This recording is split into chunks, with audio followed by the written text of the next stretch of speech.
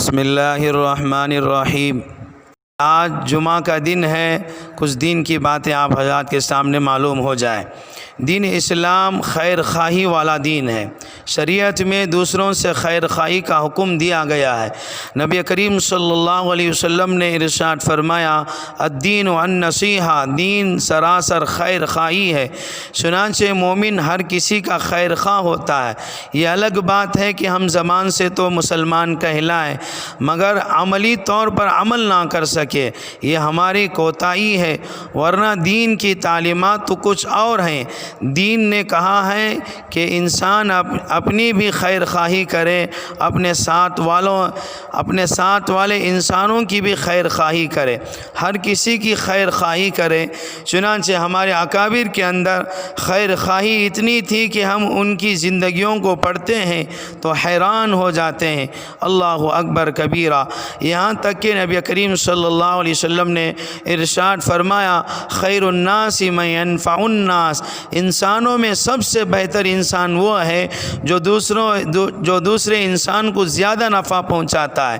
اور حدیث پاک میں فرمایا گیا، ارحموا من فی الارض یرحمکم من فی السماء، تم زمین والوں پر رحم کرو، آسمان والا تم پر رحم کرے گا۔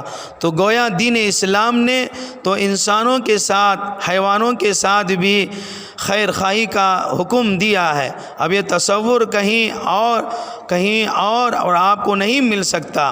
کتے کو پانی پلانے پر اجر، چنانچہ حدیث پاک میں آتا ہے، نبی کریم صلی اللہ علیہ وسلم نے فرمایا، بنی اسرائیل کی ایک زانیہ عورت تھی، اس نے ایک پیاسے کتے کو پانی پلایا تو اس پر اللہ تعالیٰ نے اس کے گناہوں کی بخشش کر دی۔ اگر پیاسے کتے کو پانی پلانے پر زانیہ عورت کی بخشش ہو جاتی ہے تو کسی پیاسے انسان کو پانی پلائیں گے تو کتنا اجر ملے گا۔ چونٹی کی خیر خواہی کا تذکرہ قرآن پاک میں بھی موجود ہے۔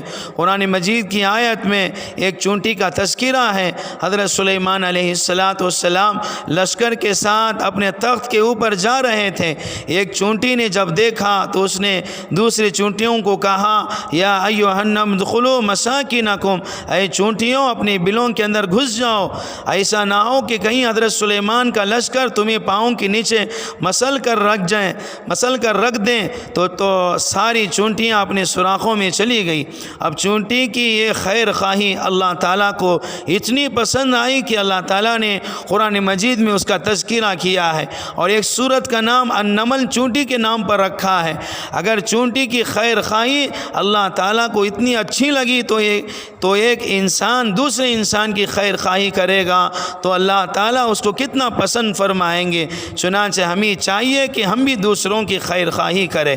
اتنی خیر خواہی شریعت نے کہا کہ اگر کوئی مرد کسی مرد سے ملے تو مسکرا کر ملنا بھی عبادت ہے، دوسرے کے کام میں اس کی مدد کرنا بھی عبادت ہے، کسی کو راستہ بتانا بھی عبادت ہے، زمین میں پودے لگانا بھی عبادت ہے، صدقہ کرنا بھی عبادت ہے۔ فرمایا کہ یتیم کے سر پر اگر کوئی شفقت سے ہاتھ رکھ دیں تو ہاتھ کے نیچے جتنے بال ہوں گے اتنی نیکیاں اس کے نامہ اعمال میں لکھی جائیں گی۔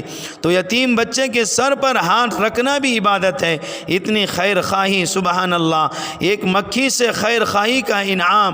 چنانچہ ایک محدث تھے، انہوں نے دین کا بڑا کام کیا۔ وفات کے بعد کسی کو خواب میں ملے، پوچھا حضرت کیا بنا؟ کہنے لگے میری تو مغفرت ہو گئی۔ اس نے کہا کہ جی ہاں، آپ تو حدیث کا بڑا کام کیا، لوگوں کو علم پڑھایا، دین سکھایا، آپ کی تو بخشش ہونی ہی تھی۔ وہ کہنے لگے نہیں، بخشش تو صرف ایک چھوٹا سا عمل کی وجہ سے ہوئی۔ کہنے لگے کون سا عمل ہے؟ فرمایا کہ ایک مرتبہ میں حدیث پاک لکھ رہا تھا، میں نے قلم کے اوپر سیاہی لگائی اور چاہتا تھا کہ میں لکھوں، اتنے میں ایک مکھی آ کر اس سیاہی کے اوپر بیٹھ گئی۔ تو میں نے دل میں سوچا یہ پیاسی ہوگی، اس کو سیاہی پی لینے دوں، تھوڑی دیر خاموش ہو گیا۔ لہٰذا لہٰذا میں نے اپنے قلم کو کچھ دیر کے لیے روکا رکھا تو مکھی اڑ کر چلی گئی۔ اللہ تعالیٰ نے فرمایا کہ تم نے میری رضا کے خاطر ایک مکھی کی پیاس کو بجھایا، آج میں تمہیں جہنم کی پیاس سے نجات عطا فرماتا ہوں۔ چنانچہ خیر خواہی کی زندگی کا تصور دین اسلام نے دیا، حتیٰ کہ فرمایا کہ تم فقط مسلمانوں کو ہی نہیں بلکہ غیر مسلموں کو بھی کے ساتھ خیر خواہی کرو، جانوروں کے ساتھ بھی خیر خواہی کرو، نیکیوں کو نہیں بلکہ بدکار برے لوگوں کی بھی خیر خواہی کرو۔ یہ چند باتیں تھی خیر خواہی کے متعلق۔ خیر خواہی سے عرض کرنے کے بعد یہ عرض کرتا ہوں، یہ ماہ مبارک خیر خواہی کرنے کا مہینہ ہے، یہ آخری عشرہ عبادت کا بھی مہینہ ہے، اور آخری عشرہ عبادت کا بھی عشرہ ہے، خیر خواہی کرنے کا بھی عشرہ ہے۔ اس لیے جتنا ہو سکے اللہ نے اگر جسم کے اندر طاقت دیا ہے تو جسم کی طاقت کے ذریعے سے دوسروں کی مدد کیا جائے، اگر اللہ نے مال دیا ہے تو مال کے ذریعے سے دوسروں کی مدد کی جائے، اپنی زکوٰۃ نکال کر، اپنا صدقہ فطر نکال کر اپنے پڑوس کا، اپنے رشتہ داروں کا جتنا ہو سکے خیال کیا جائے۔ اور آج جمعہ کا دن ہے، ہو سکا اگر فرصت ملے تو تمام حضرات، عورتیں مرد حضرات یہ کوشش کریں کہ جمعہ سے پہلے یا جمعہ کی نماز کے بعد صلاۃ التسبیح کی نماز جو 4 رکعات ہیں وہ 20 منٹ کے اندر 25 منٹ کے اندر ہو جاتی ہے، تو اہتمام فرمائے کہ صلاۃ التسبیح کا اہتمام فرمائے۔ اور آج جمعہ کا دن بھی ہے، سورہ کہف کا بھی اہتمام فرمائے، اور عصر کی نماز کے بعد درود شریف کا اہتمام فرمائے، اور روزہ کھلنے سے پہلے دعاؤں کا اہتمام فرمائے۔ اللہ پاک دعائیں قبول فرماتے ہیں۔ اور ہر شخص یہ فکر کرے کہ یہ رمضان بڑا قدر والا مہینہ ہے، تو اس کا 1 سیکنڈ بھی 1 منٹ بھی ضائع نہ کریں، دنیا کی باتیں نہ کریں۔ اور جو حضرات جو مستورات کے اعتکاف کی حالت میں ہیں، جتنا ہو سکے عبادت کے اندر اپنے وقت کو خرچ کریں، بے جا اپنا وقت کو ضائع نہ کریں، اور جتنا ہو سکے عورتیں اگر اعتکاف کی حالت میں ہیں تو پردے کا اہتمام فرمائیں۔